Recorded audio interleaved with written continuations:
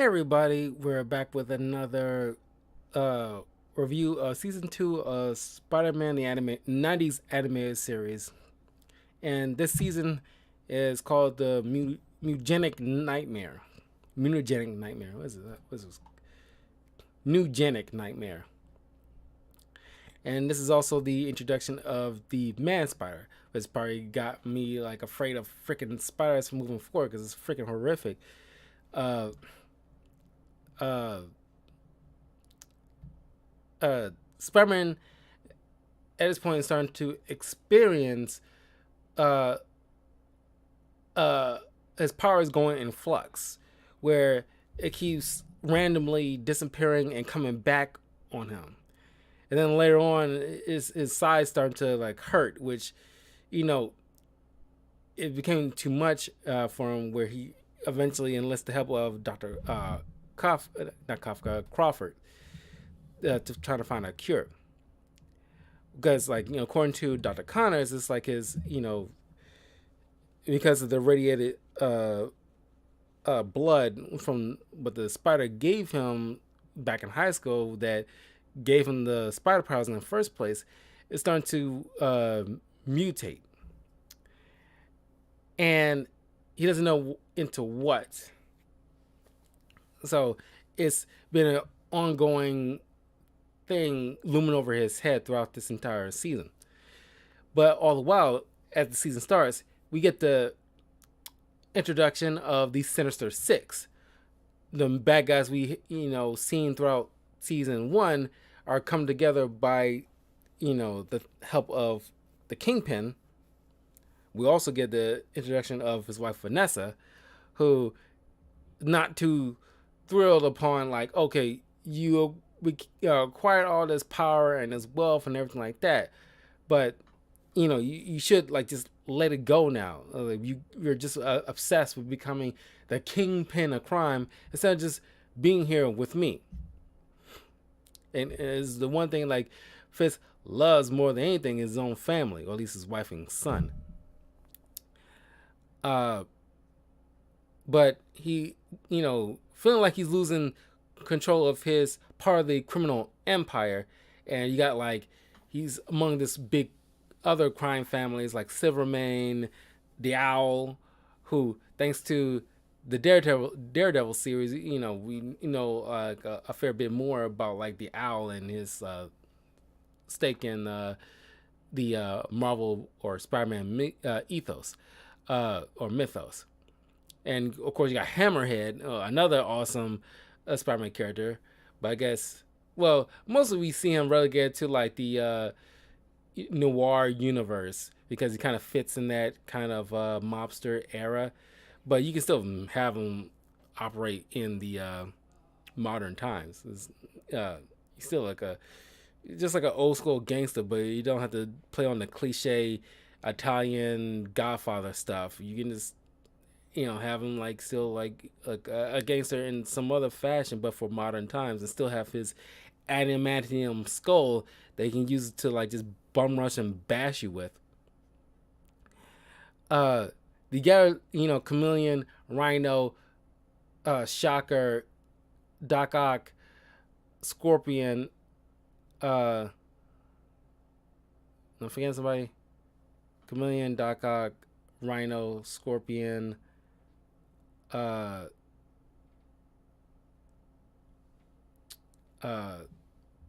Mysterio.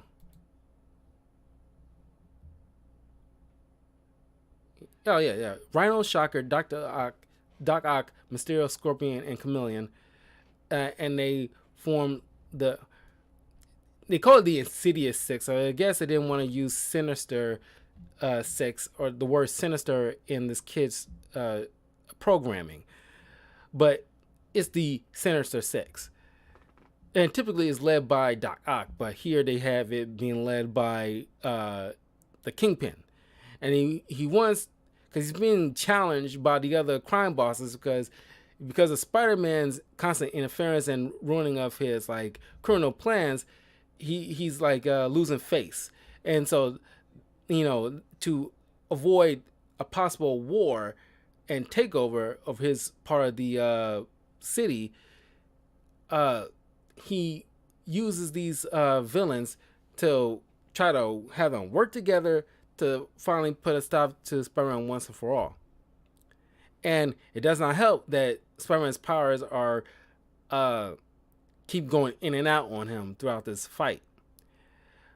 At one point, uh, they managed to, it worked. They managed to grab him, unmask him, but because the way his, shoddy way of fighting that isn't uh uh tuned to what they remember how Spider-Man fights, they they go on with the notion like, yeah, he's playing a trick on us. Like, there's no way Parker is the way he is fighting. There's no way it was the real Spider-Man, and like Parker just roll with it. It's like, yeah, it's like you catching my eye, and I couldn't get a hold of Spider-Man. I had to do something, and that kind of thing. So they figured like, oh, he takes pictures of Spider-Man, so he has a way of probably contacting him. So in order to make sure man is safe, he takes him on the roof of the building, tricks him into knocking him over just when his spider powers is like coming back, coincidentally, and proceeds to fight him off while at the same time trying to protect Silvermane, who he doesn't know is also a crime boss yet until the end of the season. Protect them against these guys, and he uses their own egos against them because he can't fight, as he typically would against these guys. It's already be tough enough even with his powers, but the fact that his powers keep going in and out is unreliable at this point. So he has to like just use his mind to get them to fight amongst each other, and it works.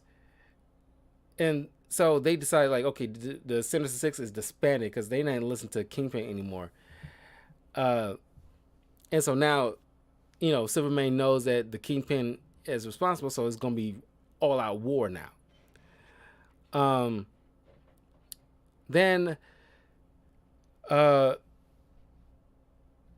course, you get the introduction of Hydro Man. As I mentioned in the previous review of the first season, Hydro Man and how he will work so far as like, if it's like in the MCU, like domestic violence and maybe not, showing like the physical stuff maybe, but it's like emotional abuse and stalking and everything like that. That can easily play well if you just actually bring in Hydro Man into the MCU, because he is like a very effective villain who can be anywhere, and he's almost like T-1000 level of a threat if you play him right. But it's funny enough, he's not defeated by Spider-Man. In a way, he's defeated by MJ herself, who causes him to run through this harsh heat, getting as far away from bodies of water as possible, and getting hit by all these absorbing materials like paper and ash and stuff like that. And so he ends up getting evaporated. And of course, there's no way he, how like evaporation works and all this other stuff, is that, eventually he will come back, in which he does in the form of rain, I guess. But I'm surprised it took as long as it did, because I think he'll probably show up. I don't think it was the third season, but definitely the fourth season. We'll see. But then as things get progressively worse with the mutation, he tries to go to the only leading person in the field of mutations. He goes to the X-Mansion to try to talk with Professor Xavier. And it's so, I forgot how awesome it is just to hear, like, knowing the 90s, Spider-Man theme song, but you get to hear with the X-Men theme song too. And like, it's like, it's so epic just to see, like, get the voice actors involved. Of course, because they, on the TV show Kids Block, they go back to back. So of course it makes sense to have these two like crossover. Early MCU. because of course you also got like the Punisher gets a cameo in this during this whole situation with the mutation, and we also get the introduction of Blade because we're dealing with Morbius as well in the season, aka Jared Leto. And but anyway, he goes to the X Mansion, not realizing about like the X Men for some reason, and uh, he gets uh, attacked by the X Men, and he tries to run, and ends up in a danger room where Gambit was just there, training, and he was training against the Sentinel program, and you just also see Spider-Man fighting against Sentinels. It's awesome.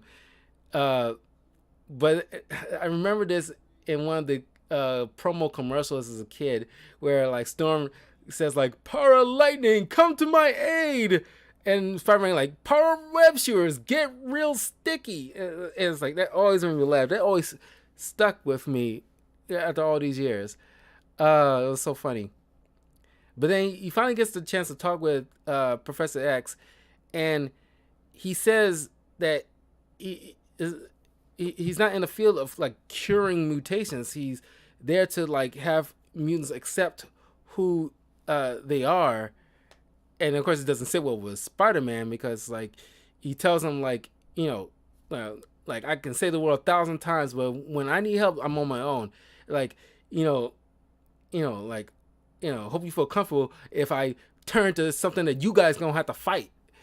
Uh, uh, and of course, Beast sympathizes with Spider-Man. He tries to chase him down and try to talk to him because Beast also was in the same boat as Spider-Man was years ago when he's trying to prevent his mutation, because at the time he had just like big hands and big feet and able to be agile with them and everything like that. But then in his quest to try to cure it altogether, because he didn't want to be a mutant, he was pretty much like self-hating and everything like that.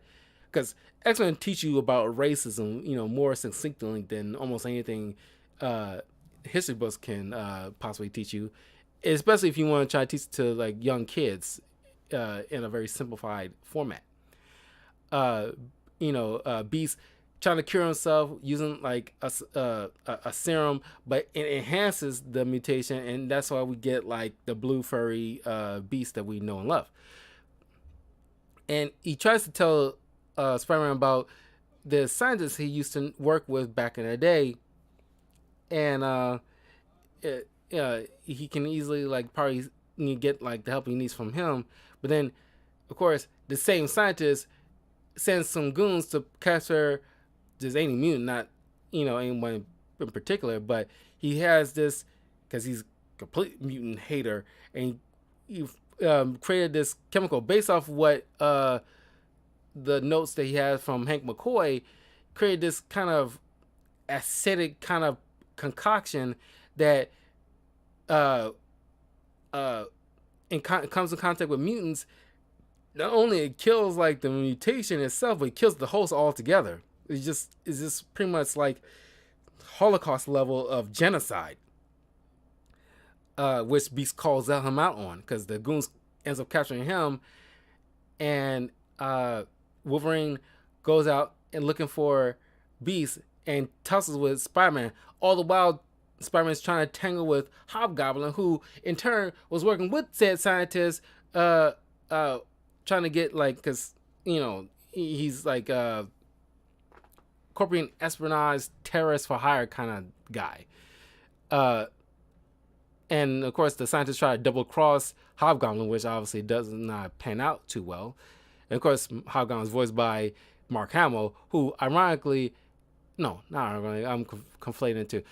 Steve Bloom voiced Green Goblin in The Spectacular Spider-Man, who is typically the voice of Wolverine. Anyway, Spider-Man tells Wolverine like, I had nothing to do with Beast. He told me about this scientist and I left off.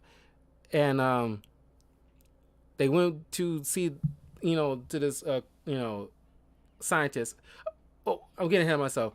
There's this woman who works with the scientist who also happens to be a mutant, but she kind of like keeps it to herself because because she's a telepath, or what's that telepath, a telekinetic. She can move things with her mind, and she doesn't want to be a mutant. She's like working with, I forgot the scientist's name, uh, Herbert Landon, and he tells Landon, uh, she works with Landon, thinking like he's gonna come up with a cure, but choosing trying to at least try to ignore the fact that it's going complete genocide. Uh, uh, which eventually Wolverine and Spider-Man finally track down Beast, and in the ensuing fight with like Hobgoblin and Langdon, uh, Langdon eventually gets caught up in his own little concoction, which, if in contact with just human-based cells, it actually causes some weird mutations and turn into some kind of slug-like thing that absorbs electricity, and he just grows into like almost to like almost like a kaiju level thing. And the X-Men tried to back up Wolverine and Beast, and thanks to Beast and Spider-Man's scientific know-how, they managed to absorb so much of that energy to force as much reversion of the mutation as possible. But now he's kind of like Two-Face, but green on one side. You see Langdon show up every once in a while in latter seasons, but he's a complete like mutant hater kind of guy.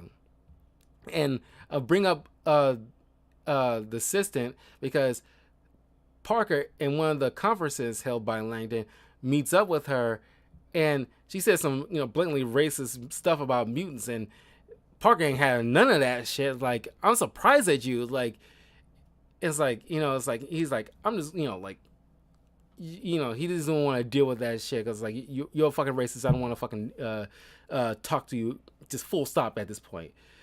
And it's just like mutie lover, and as Beast would say, doth protest too much. And I love it when Beast talks because he likes quoting Oscar Wilde and all these other novelists, and he's very intellectual, and love because not a lot of people are loving Beast right now in current comics because it's kind of like it kind of comes off as like Dark Beast from like the 90s or some parts of the 90s. There's like a Dark Beast, and it's kind of like he's kind of like an asshole, and like we want true blue Beast like we know from the animated series, and I think they starting to like give that to us as much as people's been like clamoring for it, because like nobody's been liking Beast for quite some time. So I'm surprised they took this long to try to do something about it. Which, by the way, speaking of, I will be covering not only the X-Men animated series shows, but a lot of the movies and of course certain comics. Not necessarily events, but individual comics of key X-Men characters like Gambit, Wolverine, Cyclops, Jubilee, so forth. And speaking of which, I love Jubilee. I freaking love her. And you talking about Asian representation? She is like a cool like Chinese American, one of the coolest X-Men. And of course, she's total 90s kid. And I made a discussion video on how I would make a Jubilee MCU movie. And you can check out my video on my YouTube channel. Once again, links are in the description. Share or like this with your friends, and check out that video because I break it down like how would I make a Jubilee movie, because I think you can easily make a Jubilee movie because I think we spend too much time with Professor X, Magneto, and Wolverine for like too much of the time spent on them throughout like most of the X-Men movies. So we need to dedicate some time with like other X-Men related members. I think Jubilee is like a fantastic character to bring to the forefront. especially if you want to go with like 90s nostalgia, and because unlike uh something like Turning Red, which or even uh Captain Marvel, which is kind of like almost 90s centered kind of films, but you don't really kind of lean into it. And I think like Jubilee should lean into it, especially with the '90s music, like Backstreet Boys, NSYNC, or '90s R&B kind of stuff. Uh, or grunge, or music, that kind of stuff. You gotta have it because if Guardians of the Galaxy can shove '80s music down our freaking throats, Jubilee should be shoving '90s nostalgia down our throats. Anyway, uh, uh, so they stopped Langdon, and now you're on to this adventure with like Morbius, and of course he had like a thing with Felicia Hardy. They become a thing after Spider-Man kept forgetting to meet up with her too much often at this point, and Morbius kind of just swooped in and you know and just swept her off her feet. And of course, they always got to, because of course Morbius is a living vampire in the comics, and so of course they got to make these B movie horror jokes, like assist of a living Dracula, or whatever. They always got to make Dracula jokes with this guy because his accent and his attire. And of course, he comes from a village that's might as well have been Transylvania, the way it was leaning so hard into it. And he's there to find a cure for his people who believe that the bats in their regions as the cause for this mysterious disease.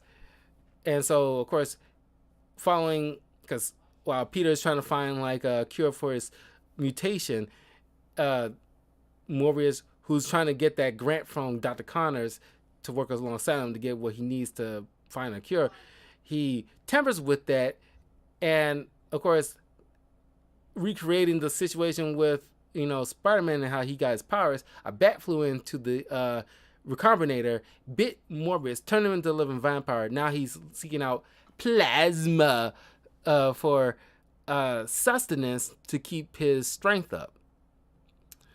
Of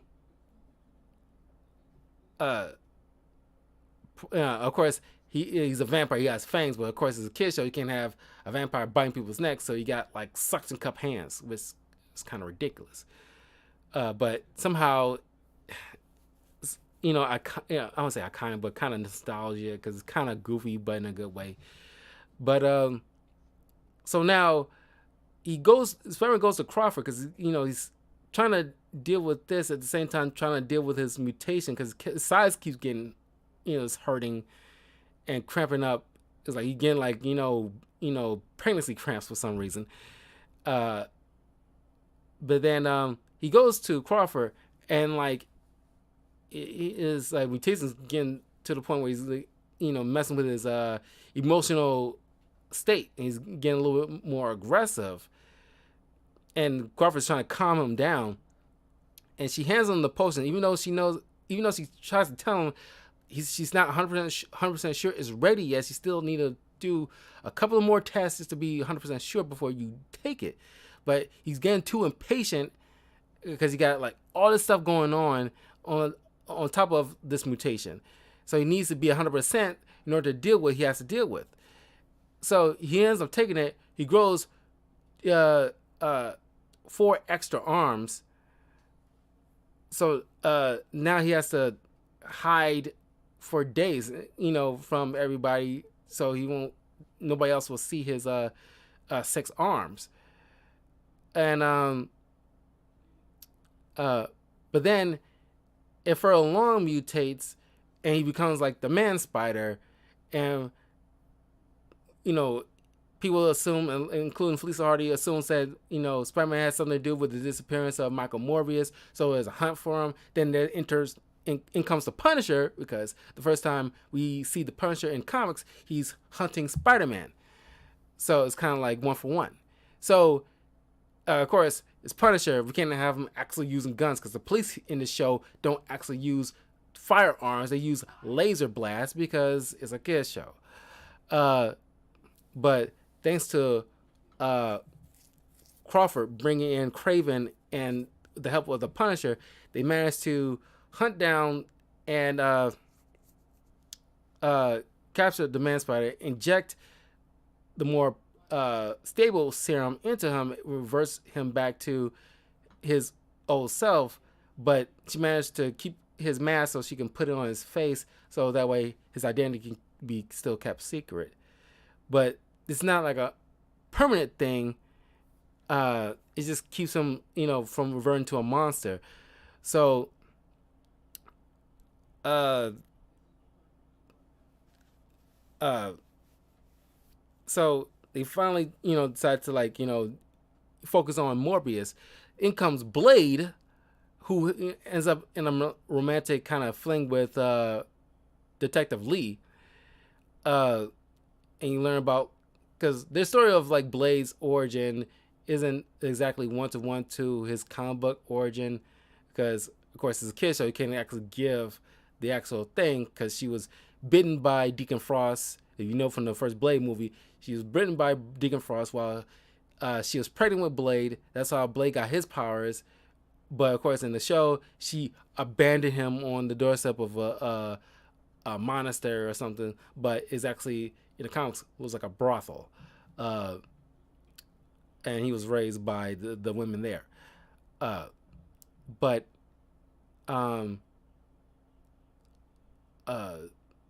Blade, it's like he's just hates all vampires. He wants to eradicate them. That's his mission. It's kind of like the same way with Punisher, where it's like he has his one goal. He's gonna take out a war on crime, and Blade is like a war on vampires. And like it took a lot of prodding from Lee to convince, Morbius isn't like your typical vampire. He was affected by science. He can be cured. And of course, Blade and Spider had like a falling out when trying to work together to try to deal with this, because Morbius ended up kidnapping May. Kind of heightens the stress for Spider-Man, but they managed to keep Morbius from using the recombinator to turn everybody into vampires like him, starting with Felicia Hardy. But in the ensuing fight, the recombinator was about to blast Felicia, but Morbius stepped in the last second. It enhances his mutation into an actual man bat, and he flies off onto the horizon in this kind of cave area in the middle of the ocean, and sleeps, during the day, and decides to keep away to keep Felicia safe from him. So the next arc is dealing with like this tablet of time that's been unearthed by archaeologists, and everybody is tuning into this news. Ironically, like Kingpin's aware of it, Spider-Man's aware of it, Superman's aware of it, Dr. Connors is aware of it, Jane Jonah Jameson is aware of it. So everybody's trying to get their hands on this tablet. Of course, Spider-Man jumps in to keep Kingpin's men from taking it, and the Connors is studying the tablet of time and realized these Mayans. It seemed like it was Mayans. The way it's depicted, they call themselves like a fictional tribe, but it's by and large like more like a Mayan type of culture. It managed to harness the sun that hits this tablet that turned the chosen elderly men into their youthful forms, if they have earned it through these trials. And Superman wants it because he wants to regain his youth so he can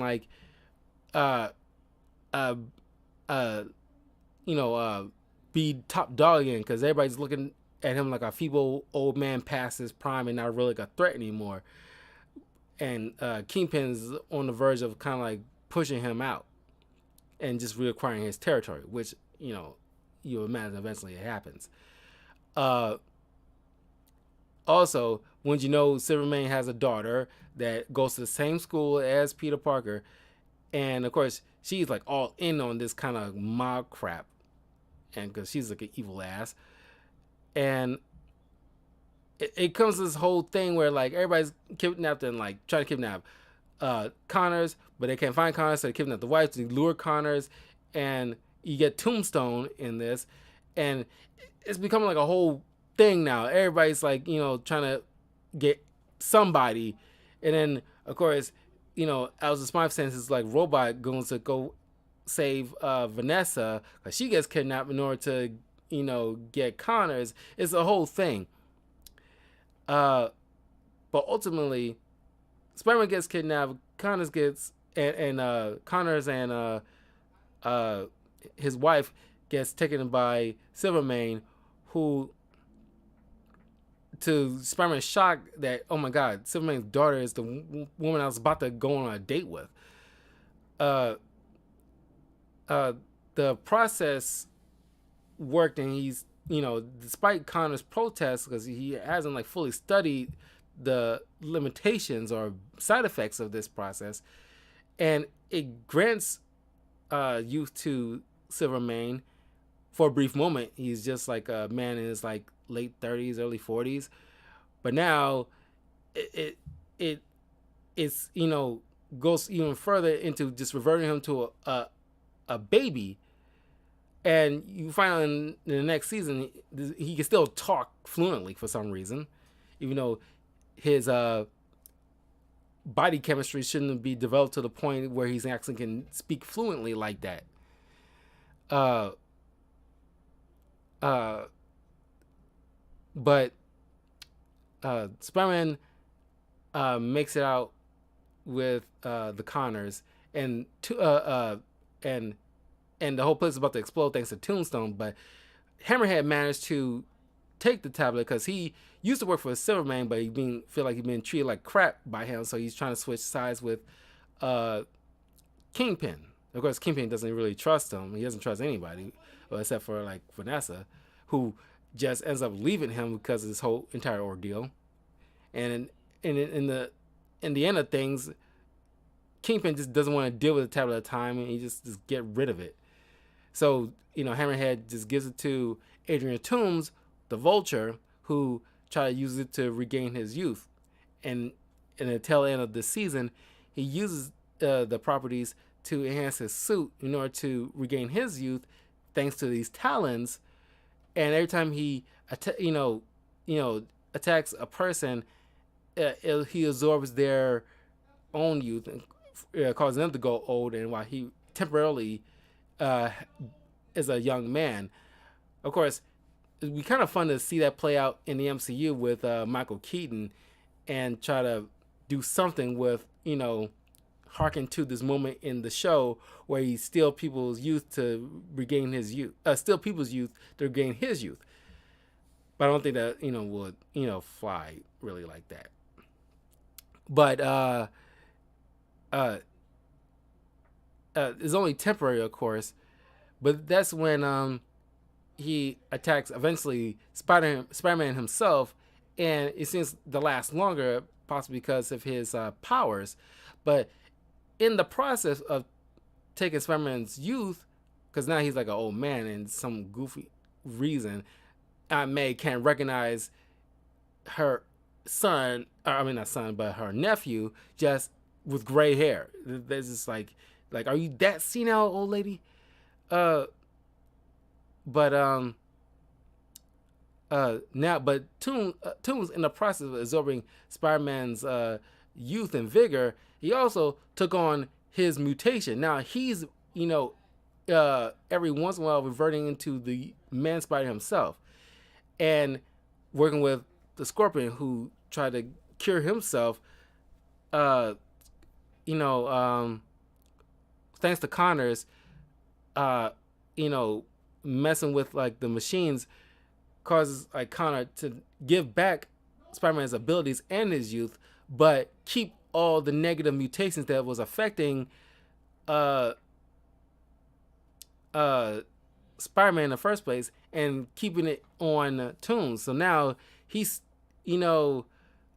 stuck reverting back and forth between his normal self and the man Spider. So now he's got to deal with that, and Spider-Man has now like a new lease on life.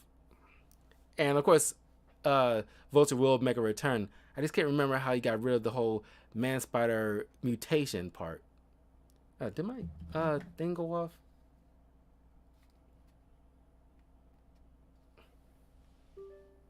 There you go. Don't know what's up with that. But anyway, but that ends like second season of Spider-Man the Animated Series. But of course, you got more coming up. You know, I didn't care for the Man Spider thing because more so I'm freaking freaked out and unnerved by that. I usually skip that kind of shit, but I know what happens. Uh, but I love this soul stuff with like Blade and Morbius, and of course I love to see the Sinister Six, and that was awesome to witness.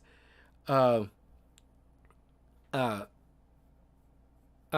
but let me know what you guys think. What was your favorite and least favorite episodes? And of course, like the X-Men one's probably like the highlight. That was like tippy top as far as like the best episodes of the season. Uh, but what was your high highs? What was your low lows? Let me know in the comments below. Don't forget to follow me in the links in the description, as well as like my YouTube and my Twitch, where I stream tons of video games live. I'll probably be streaming later on tonight, depending on what goes on. And trying to continue on with more Evil West, and as well as like like and share this uh, video with you guys, with anybody who might be interested in the show and my thoughts on the season. Uh, but anyway, I'll be trying to get through season 3 and 4 because it's 5 seasons. I'll get through. Maybe I'll try to get through 3, 4, and 5, trying to get them back to back because I want to try to get into the X-Men stuff uh, uh, as relatively quickly as possible. So I might not have all 3 seasons ready for review next week, but probably the week after. But anyway, I will see you guys soon. Take care, and look forward to more Spider-Man related comic book reviews. I have just put out Spider-Man, the manga verse Spider-Man spoiler review. I still got the Silk comic spoiler review, uh, Spider-Man India, as well as PS4 Spider-Man comic up on the channel, so you guys can check those out if you want to see what those stories are about. And still more, I still got at least a fair bit of Spider-Man content for you guys to enjoy before I head into X-Men related stuff. That's the probably like to be like the bulk of my comic book related content. But anyway, I will see you guys later. Take care.